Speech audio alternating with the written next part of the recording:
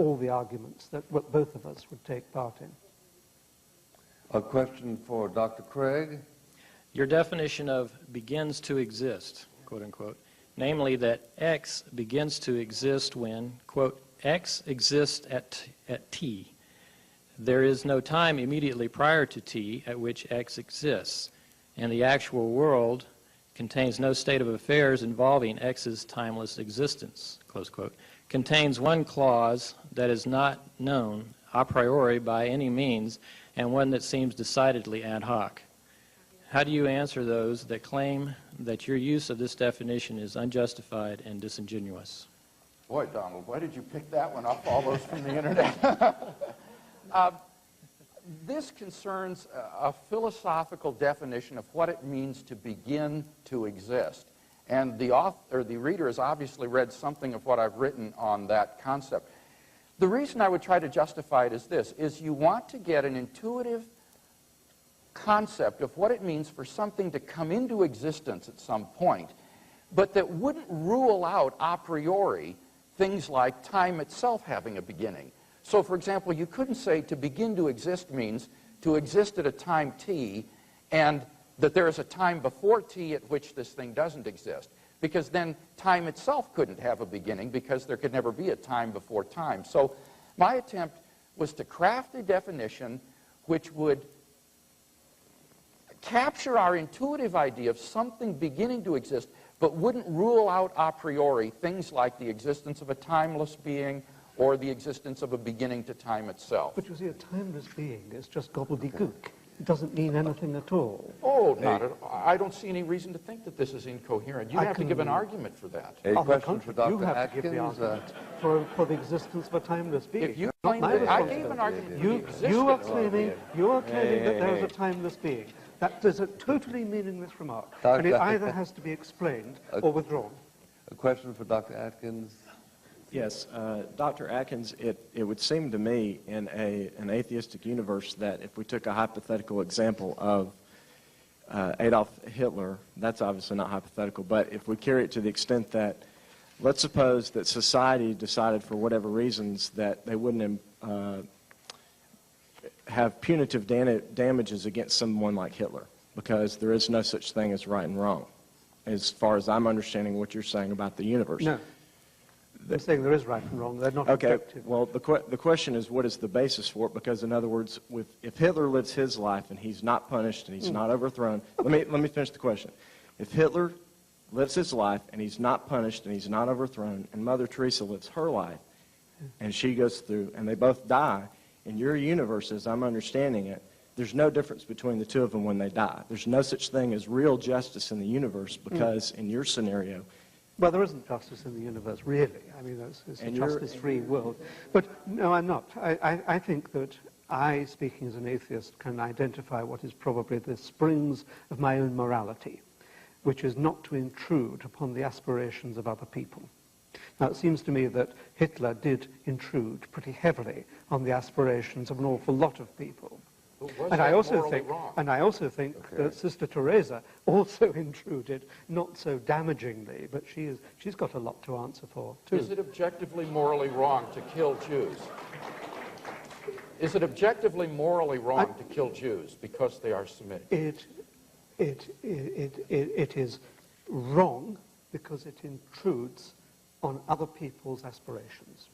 And I don't know what the word objective means, because you're trying to trap me. Independently of whether anybody believes in these values or not. That's what I mean by objective.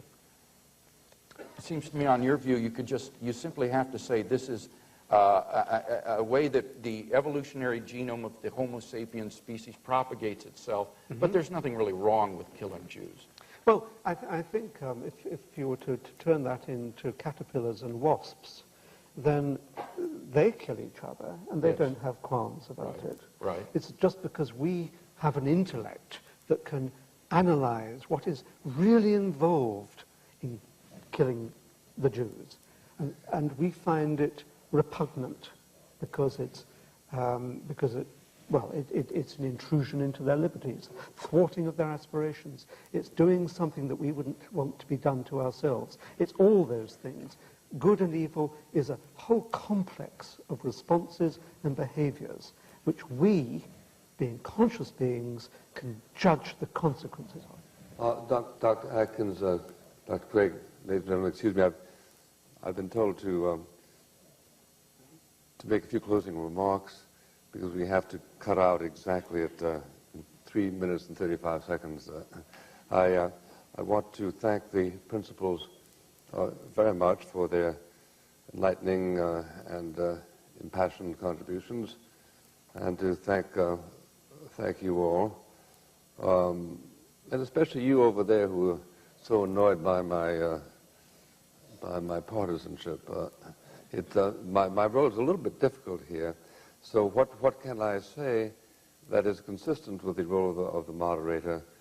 Well, I do remember that Mencken was once asked, what if, after he died, he all of a sudden found himself in the company of angels? Well, he said, I guess I would say, I was mistaken. Now, I don't know whether it is a part of the faith of atheism to acknowledge the possibility of being mistaken. But I do think that the arguments tonight do strengthen the relative moderation of one position over against another. I think I heard Dr. Atkins say that a belief could not be defended if in fact it failed to prove everything and to make everything understandable. That has not been my understanding of it. In my book, I quote the theologian, the bishop actually, Butler. He was cited once by somebody who said, well, you know, Butler had the only answer you can give in a situation like that, which is that if he had made the universe, things would have been a little bit different. Butler's escape I find extremely useful, i.e., there is a lot about understanding and about these quarrels which would be more transparent if you had created the universe and faced up to all these quantities. But I do think that I can't go to sleep tonight without giving some vague communication of my own sentiments in the matter.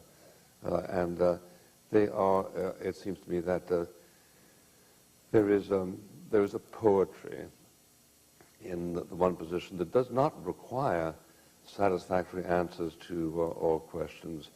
Still, to the extent that we are concerned with the empirical argument, I was much boosted when I read at age 17 the comment 100 years ago by somebody who turned to the young scholar and said, I would rather believe in God than believe that you can deduce Hamlet from the molecular structure of a mutton chop. I find that still a persuasive argument, and I incline towards it. If one wants to say, how possibly can you account for the existence of man in a world created by God, I think of Professor G.D.H. Cole. He missed the train from Oxford to London one day and sat down rather grumpily to wait for the local train because the express train didn't stop in Oxford. A few minutes later, the express train unaccountably did, so he simply opened the door and sat down, and the train took off. And the conductor approached him and said, sir, the train doesn't stop here. He said, I know, and I'm not in it. Thank you, and best of luck to both of you.